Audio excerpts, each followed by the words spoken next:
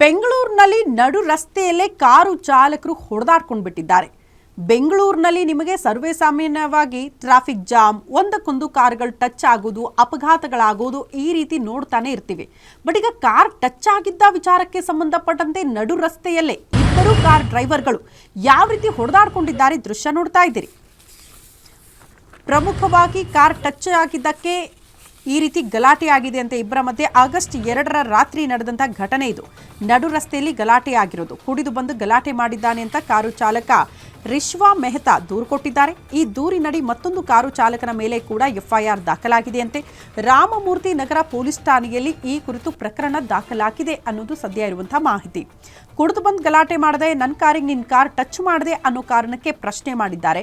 ಆ ಪ್ರಶ್ನೆ ಮಾತುಕತೆ ಜಸ್ಟ್ ಮಾತುಕತೆಯಾಗಿ ಉಳಿದಿರಲಿಲ್ಲ, ಅದು ವಾಗ್ವಾದ ತಾರಕಕ್ಕೇರಿ ಕೈ ಮಿಲಾಯಿಸೋ ಹಂತಕ್ಕೂ ಕೂಡ ತಲುಪಿತ್ತು ಅನ್ನೋದು ದೃಶ್ಯಗಳ ಸಮೇತ ನಿಮ್ಮ ಮುಂದೆ ಇಡ್ತಾ ಇದ್ದೀವಿ.